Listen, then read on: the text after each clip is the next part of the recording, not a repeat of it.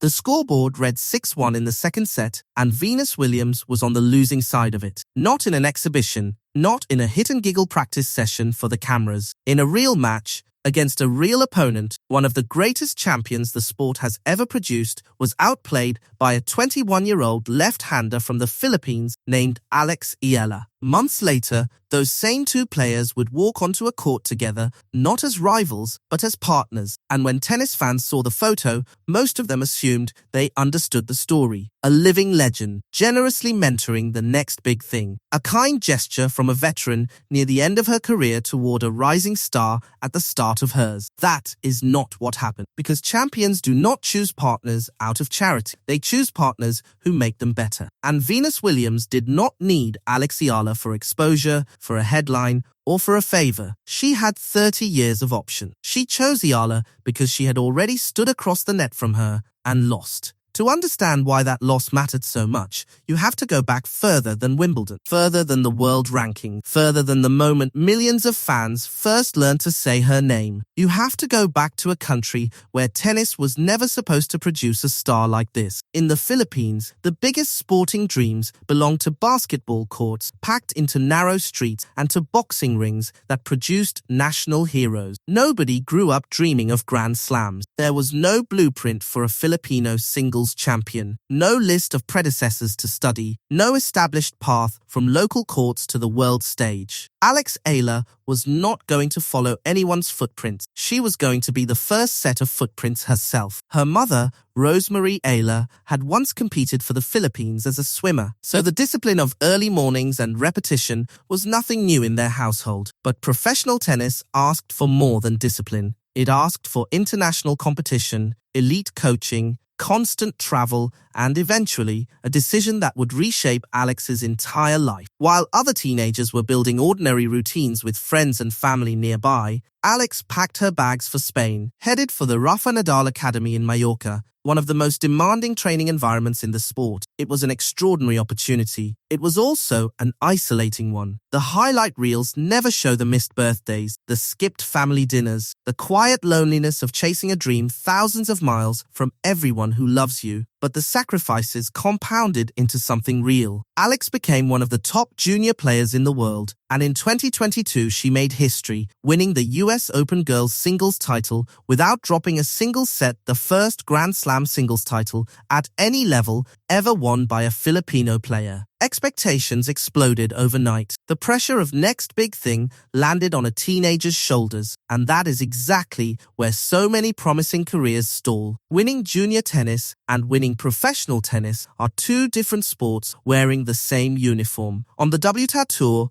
nobody cares about junior trophies. Every opponent is faster, sharper, more experienced at finding your weaknesses. For Alex, the climb wasn't a straight line. Some months the ranking rose, some months it slipped. That's the part nobody puts in a highlight video. A career isn't one dramatic breakthrough, it's hundreds of unnoticed battles, week after week, match after match. Then 2025 arrived, and everything changed. At the Miami Open, Alexeala walked in as a name only hardcore tennis fans recognized. She walked out as one of the biggest stories in the sport that year. One upset became two. Two became a run that included wins over Grand Slam champions. Commentators started saying her name correctly. Fans who'd never watched her before suddenly couldn't stop.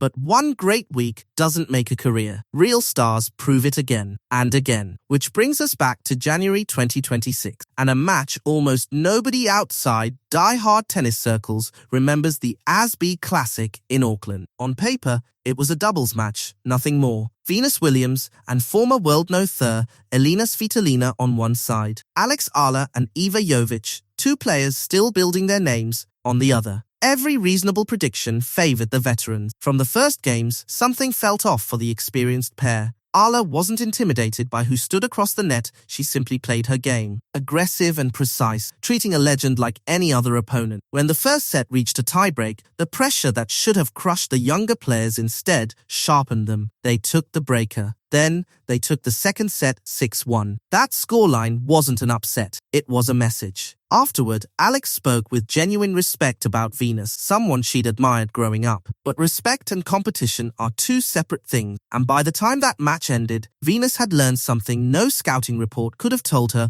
what it actually feels like to stand across the net from Alexeala's left-handed angle. Her quick hands, her refusal to blink under pressure. Nobody outside their private conversations can say for certain that Auckland is where Venus decided. But one thing is clear: she didn't find Alexeala through a highlight reel. She found her the hardest way an athlete can find anyone, by trying to beat her and failing. And the story didn't stop there. Alex carried that momentum into Birmingham, winning the Lexus Birmingham Open, her first career title on grass, a surface that punishes hesitation and rewards players who think fast. From there she went to Berlin, where she faced Wimbledon champion Elena Rybakina. Instead of folding under Rybakina's power, Alex changed the rhythm of the match herself, attacking early and refusing to let her opponent dictate the pace. When match point landed in her favor, her first call was to her father: no polish, no rehearsed soundbite, just a family absorbing another impossible moment becoming real. Days later in that same tournament, she beat Elena Svitolina in straight sets to reach the semi-finals, the same Svitolina who'd stood beside Venus in Auckland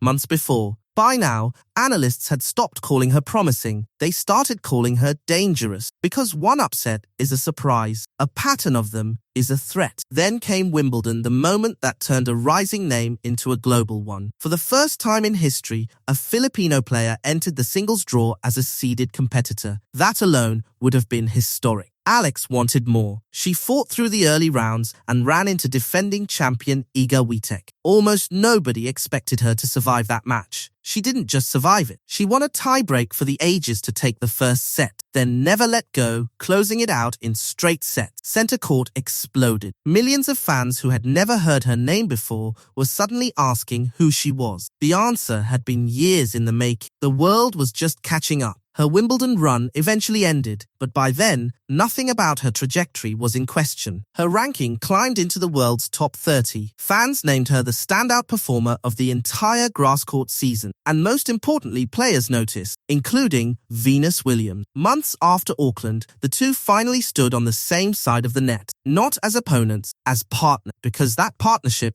was never about charity, and it was never about a photo op. It was built on something far simpler: mutual value. Venus brought decades of tactical instinct and calm under pressure. Alex brought speed, youth, and a left-handed unpredictability that makes veterans uncomfortable. One represents everything tennis has already given the world. The other represents everything it hasn't seen yet. And maybe that's the real lesson buried in this story. Recognition doesn't always arrive with headlines. Sometimes it starts in a forgotten match nobody was watching, in one tiebreak, in one loss that a champion quietly turns over in her mind long after the scoreboard goes dark. Maybe that's exactly what happened in Auckland, confirmed in Birmingham, sharpened in Berlin, made undeniable at Wimbledon. We may never know the exact conversation that led Venus Williams to choose Alexeala as her partner, but we know this champions don't make those decisions on sentiment. They make them because they believe in who can help them win. Which means the loudest compliment Venus Williams ever paid Alexeala wasn't said into a microphone at all. It was said the moment she chose to stand beside her.